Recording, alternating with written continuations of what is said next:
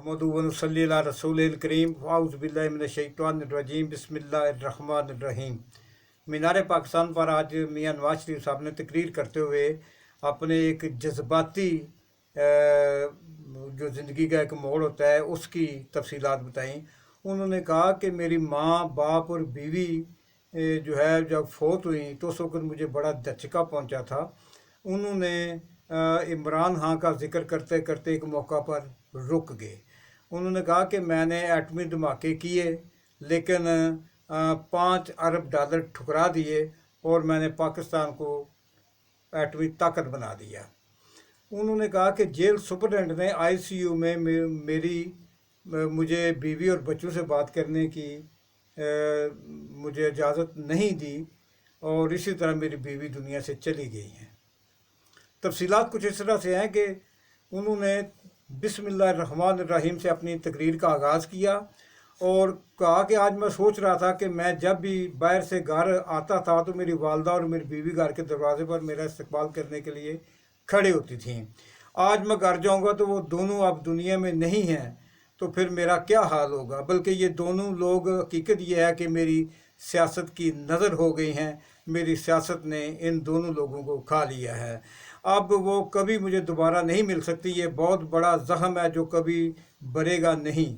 मेरे वाल साहब फौत हुए, मैं उन्हें कब्र में उतारने की सादत से महरूम रहा। मेरी वालदा फौत हुई, मैं उन्हें भी कब्र में उतार नहीं सका और उन्हें दफना नहीं सका। तो उन्होंने नहायत जज्बाती और बर्राई हुई आवाज़ में कहा कि जब मेरी बीवी लंदन में अस्पताल में आईसीयू में दाखिल हुई तो मुझे अडयाला जेल में इतला मिली। मैंने जेल सुपरडेंट से कहा कि मैं अदालत से आ रहा हूँ, मुझे इतला मिली है तो मुझे अपनी बीवी से फ़ोन पर बात करनी है, मुझे इसकी इजाज़त दीजिए। अब उसे लेकिन मुझे इजाज़त नहीं दी गई। फिर पता चला तो मैंने उसे कहा कि अब मेरी बीवी को दोबारा आईसीयू में ले गए हैं, आपके मेज़ पर दो मोबाइल और लैंडलाइन फ़ोन पड़े हुए हैं, मुझे मेरे बेटों से बात करवा दो या मेरी बीवी से बात करवा दो।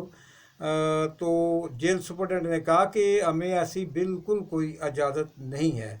मैंने कहा आपने किससे इजाज़त लेनी है। मैं मिन्नत समाजत की लेकिन उस जेल सुपरडेंट ने लंदन में मेरी बीमार बीवी या बेटों से फ़ोन पर बात ना करवाई। मैं उठा और फिर मैं अपने अडयाला जेल रावलपिंडी में अपने कैदी सेल में चला गया।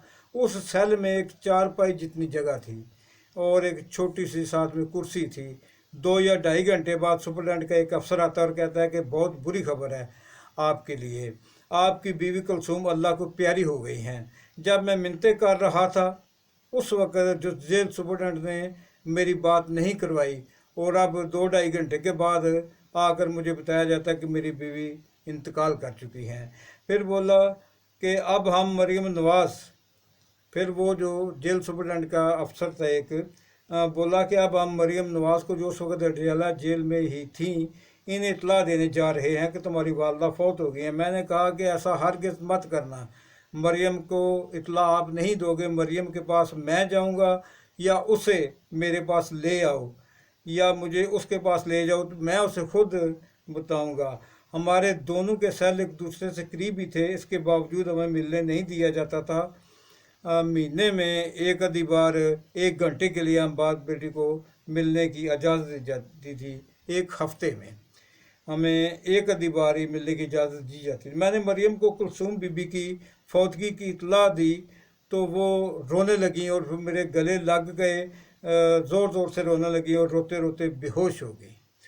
ये हैं वो सख्तियाँ। मैं भी इसी पाकिस्तान की मिट्टी से पैदा हुआ हूँ, मैं भी एक सच्चा पाकिस्तानी हूँ, पाकिस्तान की मोहब्बत मेरे दिल में भी है।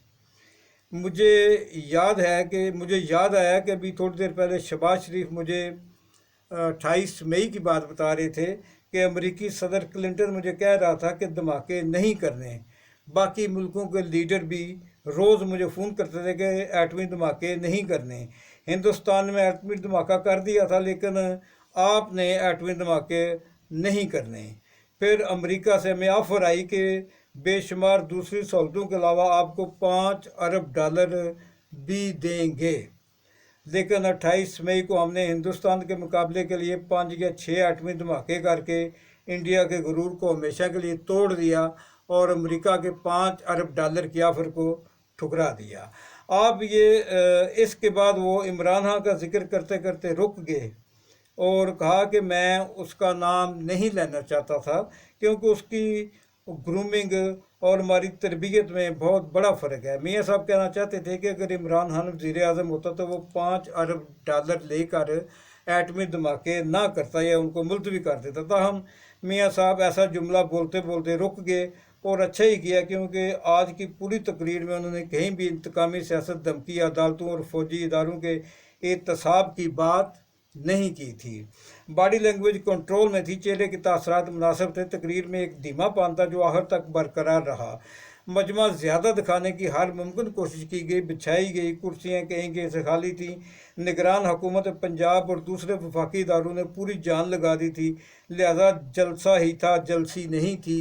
ایک بڑا مناسب سا اور اچھا خاصا جلسہ کرنے میں نواز شریف صاحب کامیاب ہو چکے ہیں۔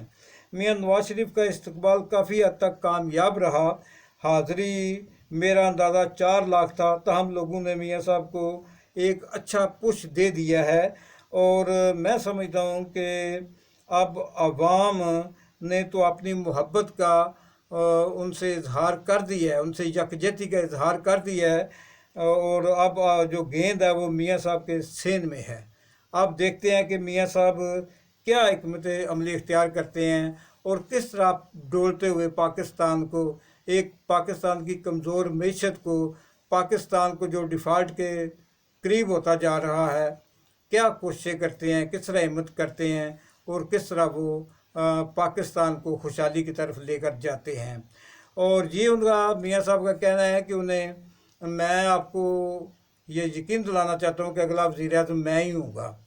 تو ان کی یہ بات بھی ہم مان لیتے ہیں، ٹھیک ہے، ان کی پاپولیرٹی تو پہلے جلسے سے ہی کچھ ظاہر ہو گئی ہے۔